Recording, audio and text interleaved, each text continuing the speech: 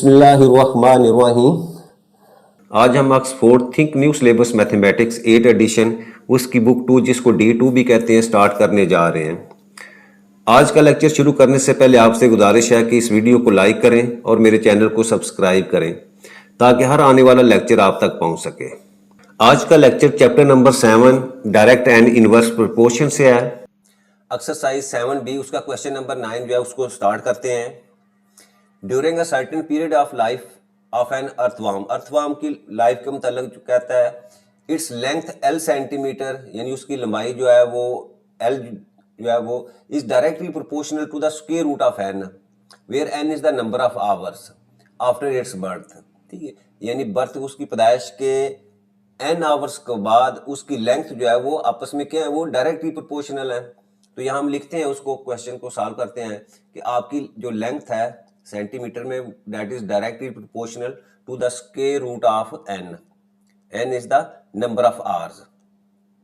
और यहाँ से हमारे पास L is equal to K into square root of n।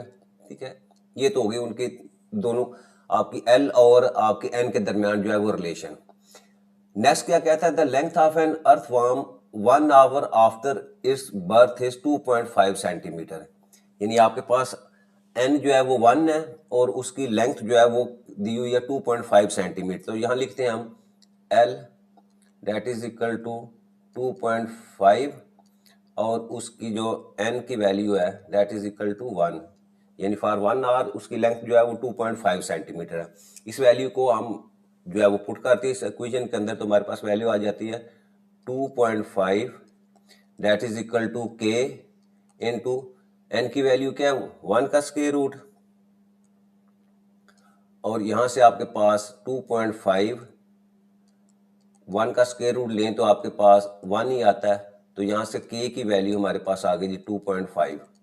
ठीक है, अच्छा अब इस वैल्यू को हम क्या करते हैं, इस इक्वेशन के अंदर पुट करते हैं, तो यहां से हमारे पास आ जाती है देयरफॉर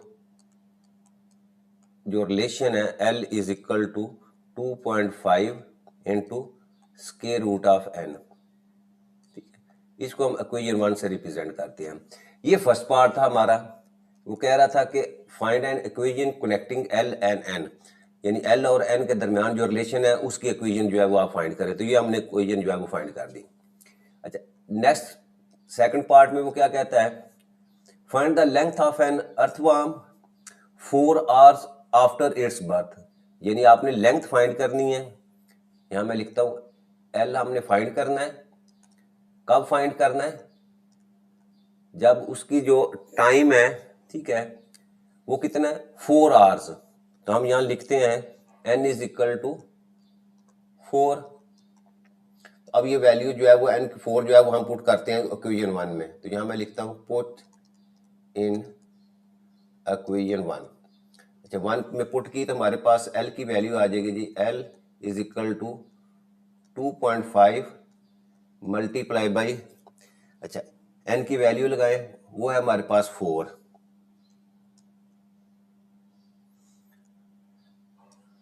अब ये हमारे पास आ जाएगा 2.5, 4 का स्क्वायर रूट लेंगे तो हमारे पास 2 आ जाएगा, और दोनों को मल्टीप्लाई किया तो हमारे पास वैल्यू आ जाती है जी 5।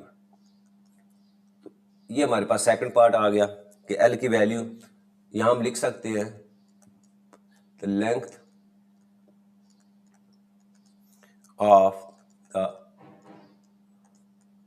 Earthworm 4 hours after it's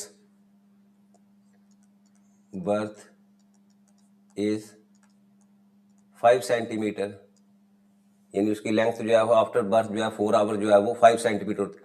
third part की तरफ चलते हैं। थर्ड पार्ट में क्या कहते हैं, how long will it take for an earthworm to grow a length of 15 centimetre. यानी अब क्या कह रहा है, वो n की वैल्यू फाइंड करनी है, यानी n की वैल्यू फाइंड करें व्हेन उसकी जो लेंथ है that will be equal to 15 centimetre. तो अगेन जो है इसको पुट कर दे, वैल्यूज को पुट इन 1। तो हमारे पास L की वैल्यू जो है वो आपके पास 15 है, 15 is equal to 2.5 and square root of n। अच्छा, अब यहाँ से मैं अगर इस वैल्यू को मैं लेफ्ट साइड पे लिखता हूँ 2.5 into square root of n that is equal to 15 और square root of n that will be equal to 15 और ये 2.5 जो है वो दूसरी तरफ जाके डिवाइड हो जाती है। अब जब हम इसको डिवाइड करेंगे तो हमारे पास वैल्यू आ जाएगी जी। अगर हम डेसिमल पॉइंट को अगर ऐसे भी करें तो ये डेसिमल पॉइंट रिमूव हो जाएगा। अब इसकी कटिंग करें 5 2 द 10 और 5 5 द 15, 5 1 द 5, 5 3 द 15, तो 3 मल्टीप्लाई बाई 2 ये मेरे पास वैल्यू है that will be equal to 6, यानी स्क्वायर रूट ऑफ n की वैल्यू हमारे पास 6 आ गई। हमने n की वैल्यू फाइंड करनी है और ये स्क्वायर रूट है तो हम क्या करेंगे, दोनों तरफ जो है इसका स्क्वायर ले लेंगे। तो मैं यहाँ लिखता हूँ taking square on both sides, क्योंकि आपका स्क्वायर और स्क्वायर रूट इनवर्स प्रोसेस है। स्क्वायर रूट को हमने रिमूव करना हो तो हम स्क्वायर लेते हैं, अगर स्क्वायर में दी हुई वैल्यू हो तो उसको खत्म करना हो तो हम जो है उसका स्क्वायर रूट लेते हैं।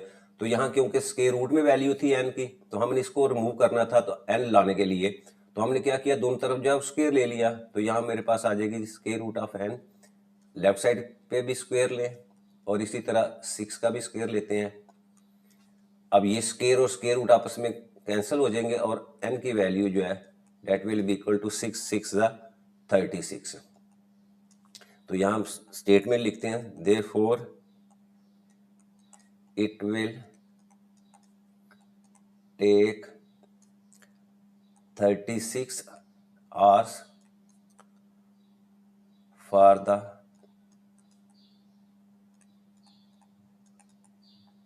earthworm to grow to a length of 15 centimetre, यानी 15 सेंटीमीटर अगर उसने लेंथ जो है वो होनी है तो कितने, वो 36 आवर्स के बाद जो है वो होगी। तो ये हमारा क्वेश्चन जो है वो कंप्लीट हो जाता है।